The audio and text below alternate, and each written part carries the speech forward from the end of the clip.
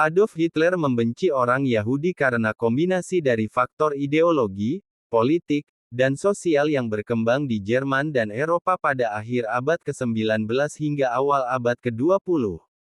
Kebenciannya terhadap orang Yahudi dipengaruhi oleh beberapa faktor berikut. 1. Ideologi antisemitisme. Antisemitisme, kebencian terhadap Yahudi, sudah ada jauh sebelum Hitler lahir. Ini adalah prasangka dan kebencian yang didasarkan pada stereotip dan mitos tentang orang Yahudi, termasuk bahwa mereka serakah, tidak loyal, dan memiliki pengaruh besar di bidang keuangan dan media.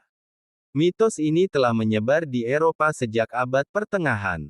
2. Pengaruh teori rasial. Pada awal abad ke-20, ada ide yang berkembang bahwa umat manusia dapat diklasifikasikan ke dalam ras yang berbeda, dengan ras Arya dianggap sebagai yang tertinggi, dan Yahudi sebagai yang terendah.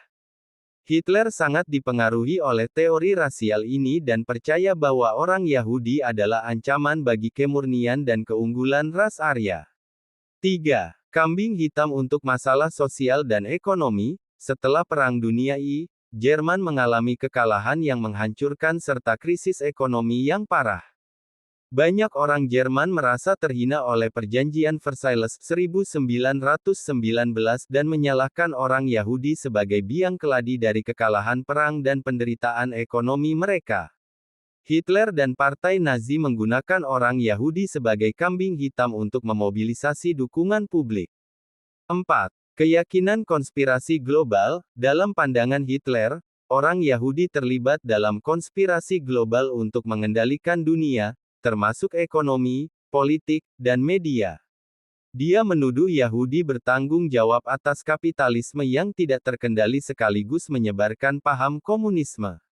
Pandangan ini sebagian terpengaruh oleh Protokol para Tetua Zion, sebuah dokumen palsu yang menyebarkan teori konspirasi tentang rencana Yahudi untuk menguasai dunia.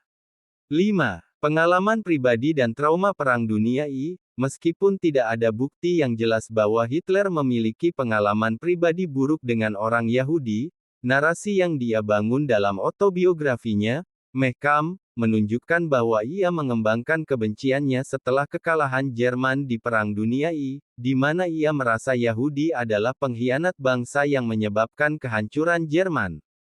6. Kebencian yang terinstitusi di Partai Nazi. Setelah mengambil alih kekuasaan, kebijakan antisemitisme yang dilakukan Nazi diperkuat oleh propaganda yang terus-menerus dari Joseph Goebbels, menteri propaganda Hitler, yang menggambarkan orang Yahudi sebagai ancaman eksistensial bagi ras Arya. Propaganda ini digunakan untuk membenarkan segala bentuk penindasan, yang akhirnya memuncak pada Holocaust.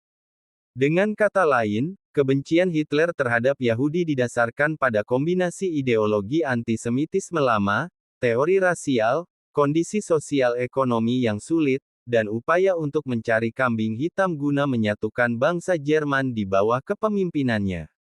Kebencian ini bukan hanya didasarkan pada keyakinan pribadinya tetapi juga digunakan secara strategis untuk meraih dukungan politik dan melaksanakan agenda Nazi di Eropa.